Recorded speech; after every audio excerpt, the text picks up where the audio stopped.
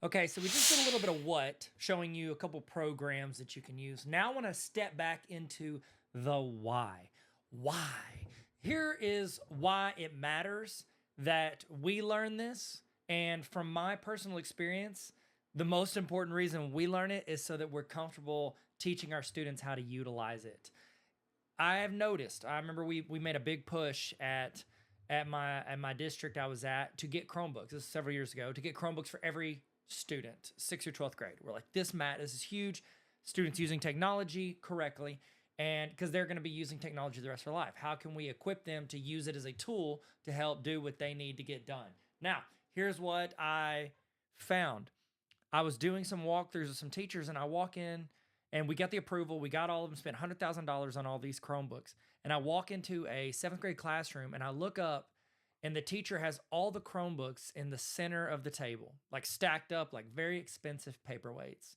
And I'm sitting there thinking, we just fought and showed how, like, fought through like meetings and showing the board how we could use these and how it could be super helpful for our teachers.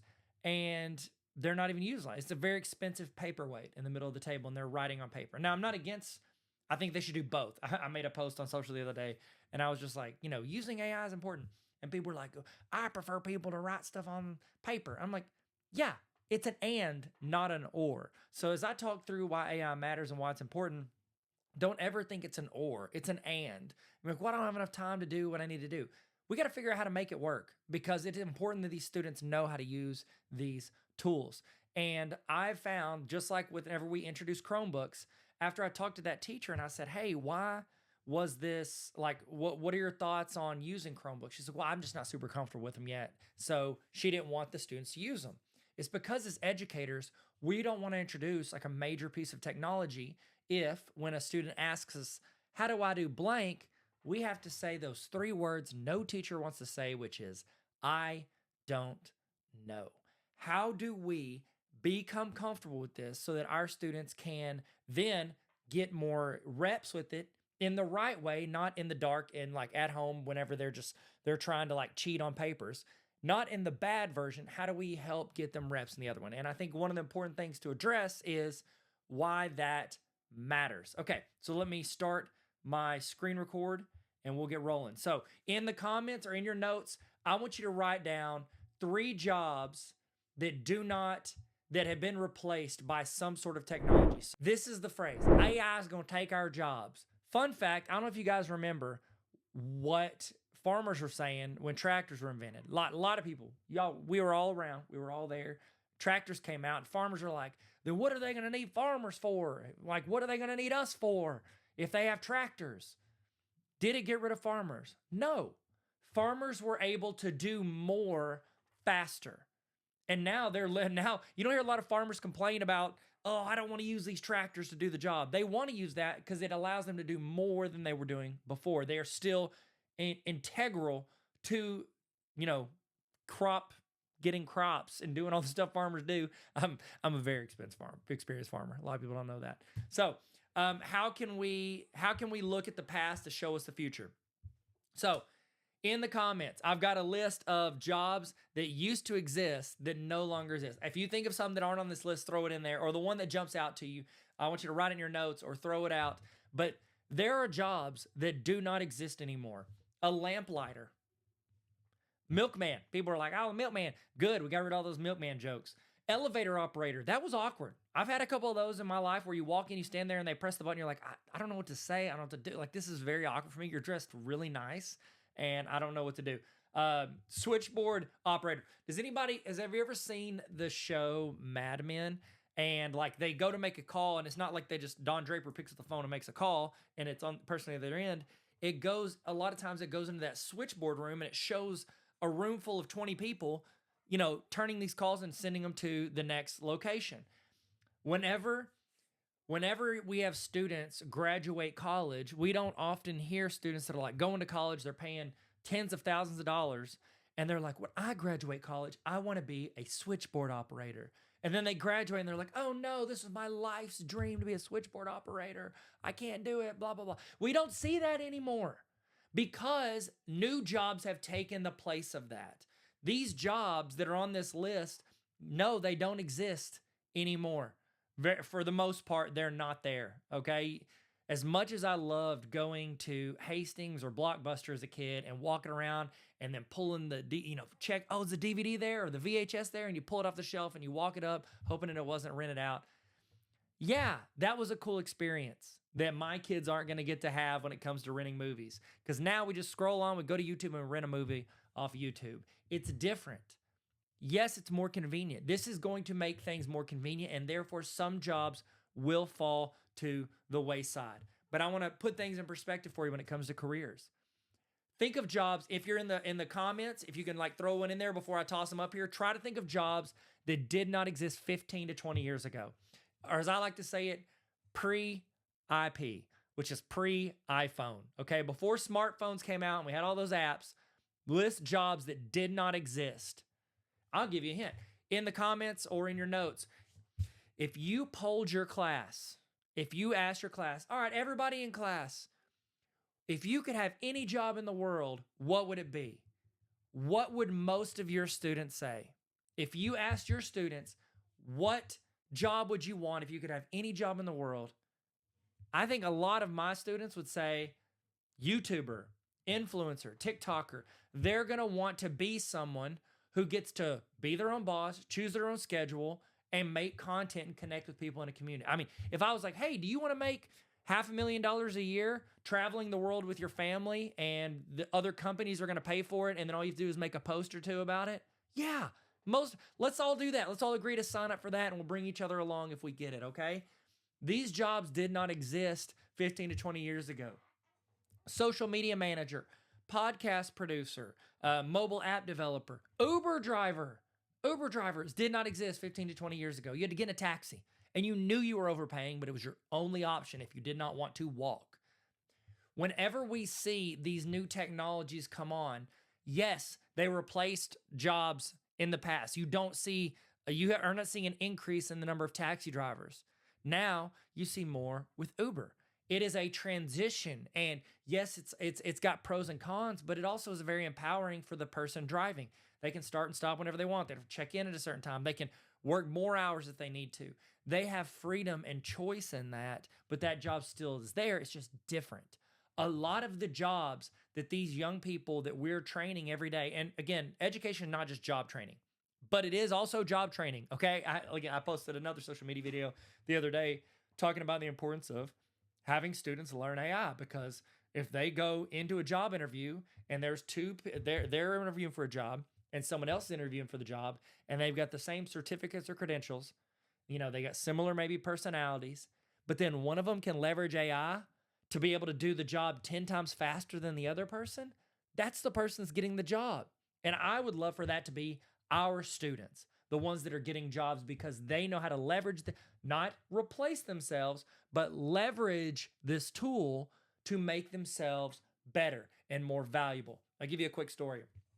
There was an interview they were doing with the CEO, and the CEO was talking about just AI and how they've been using it more and more at his company, because most companies' job is to make more money. Okay, like schools are different. Schools are a different type of organization, business. It has to be financially viable, hopefully. But most companies survive because they make money. Okay, so the CEO is up there, and the interviewer asked him if there have been anybody losing jobs because of AI, and the CEO told this story.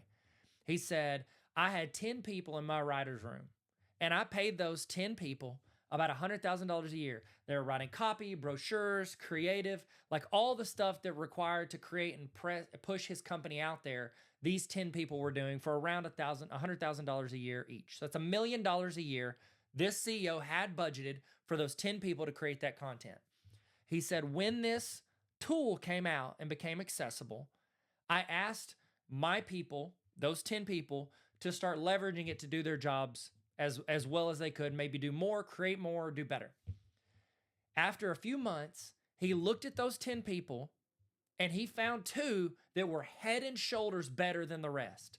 Those 2 people were using AI, using ChatGPT to do their job so well. Those 2 people were creating more, better content for his company, more marketing. They were doing more than all 10 of them were doing together a few months before that. So what did he do? He either transitioned or moved those 8 people out of those roles, whether he fired them or moved them out. He said he got rid of those 8 people.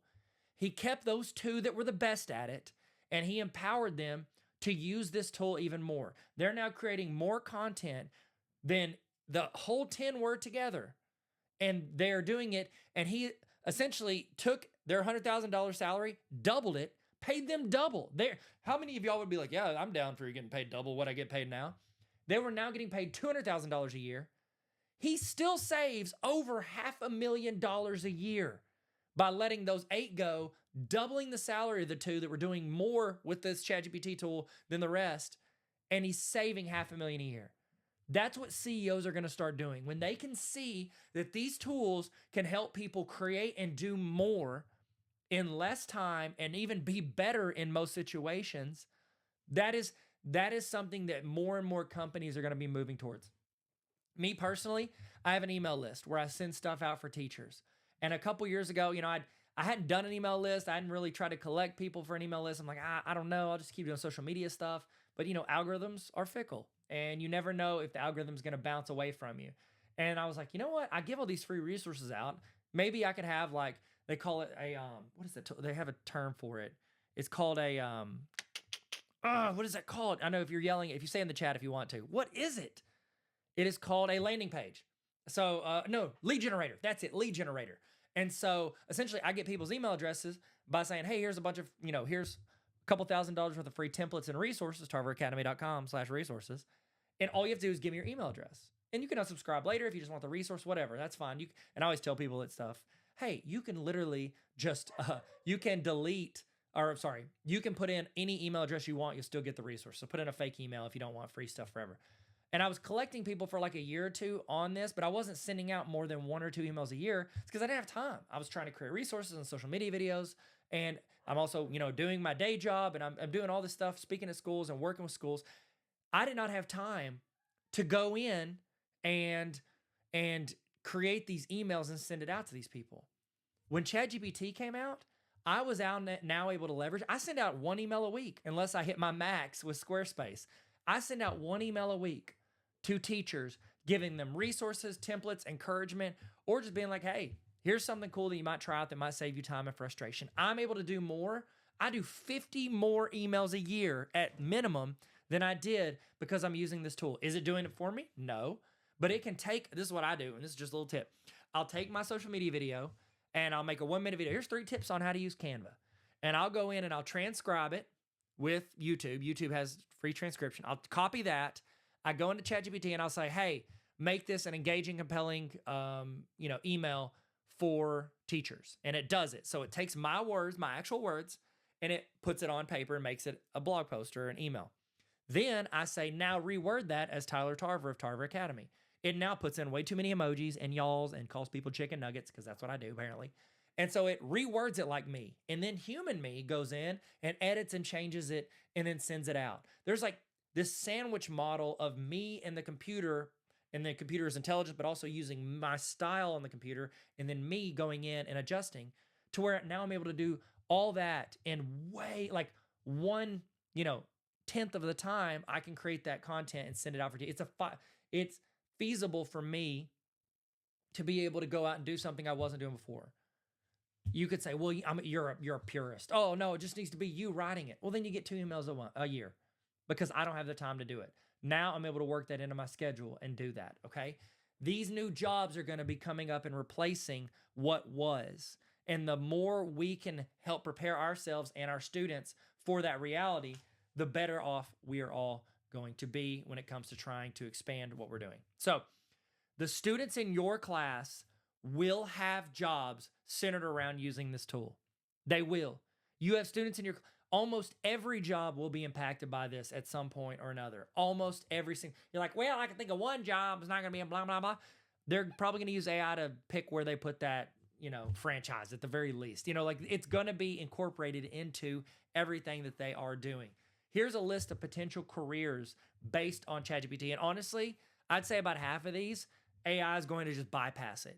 It's going to get so good, this job is no longer going to be needed. I know a few years ago in Arkansas, coding was a big push. Oh, you got to learn to code, ChatGPT has a monthly, I think it's like $200 a month. It does its own coding now. It can code for you. Like, this is a job we thought was going to be a huge market. Now it's able to replace a ton of people that are coding. Does it replace all? No. But you can keep your one or two best who can learn to ask the correct prompts or maybe input something better.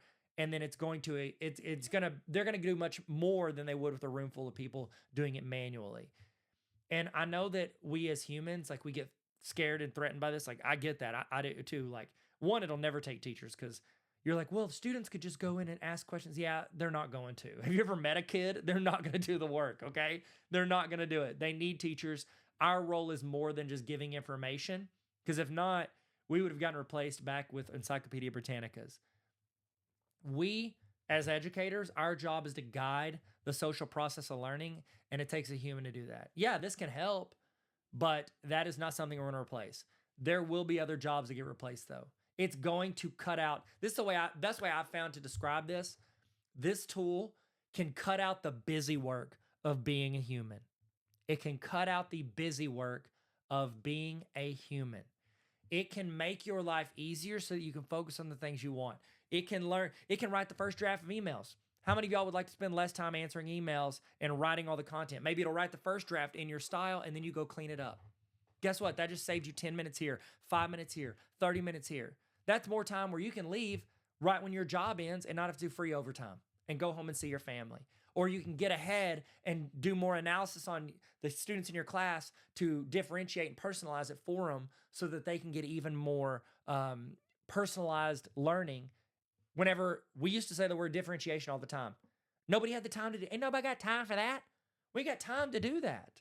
And so it now has the tool that we can actually differentiate and personalize, whereas we couldn't before that. This is going to be something that impacts all of us. We are not in the job of running kids through an education factory. I know it feels like that sometimes because education teaching is a grind. It is a grind. And especially if you teach like middle, high school, where you're doing like the same subject over and over and over again. Like, I never felt smarter than my 7th period class when I worked problems, the same problem 5 times already that day. I would literally like have a problem, I had to work it on the board for math, and I would sit there and go, what is, and like I'd already done it. I'd be like, what is 4,386 divided by 147? Let me think. Oh, and then I would write the answer. It wasn't that I actually knew how to work it. I would act like I did, but really I just memorized it. It's because it can be a grind doing that. Even though education can feel like that sometimes, our job as educators is to create lifelong learners. The best way to do that is to give them access and experience and guidance with the tools that they're going to be using the rest of their life.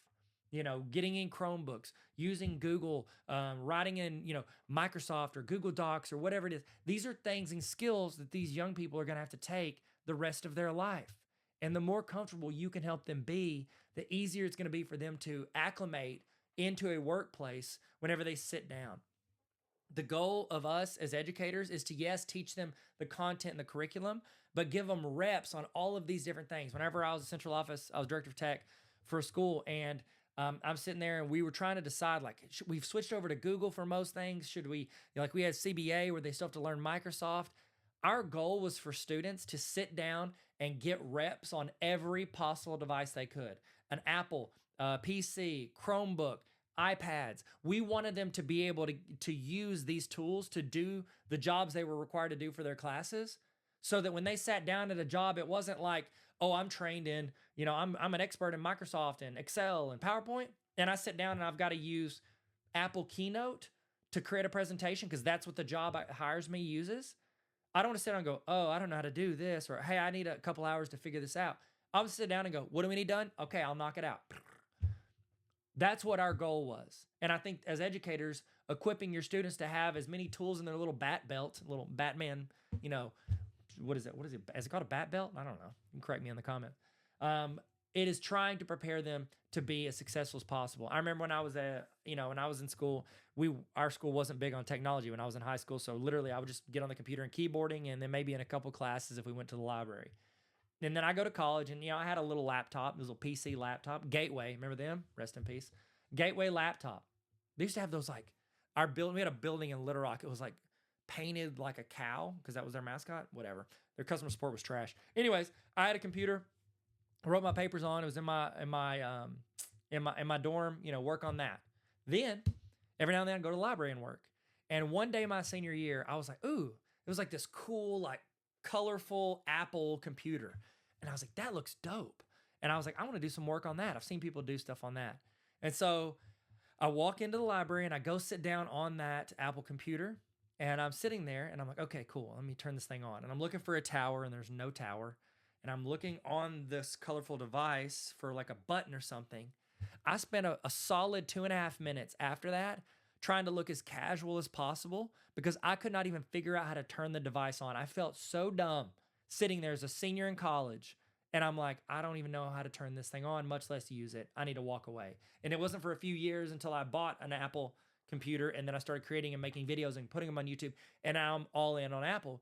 But it was like that initial feeling I felt. I never want my students to feel that. I never want them to sit down with a tool, whether it's software or hardware, whether it's a laptop or it's a ChatGPT or Gemini. I want them to be able to sit down and use it to do the best job they can and become the most successful young person they can in whatever role they're in. That is the goal. Create lifelong learners, not clones. Okay? So in the comments, this is what I would love to know. In the comments or in your notes, write down some tools that you use currently that helps your students be prepared. But also, I want you to write down a tool that you want to get better at using, and then how you can incorporate that with your students. I'll see you in a second.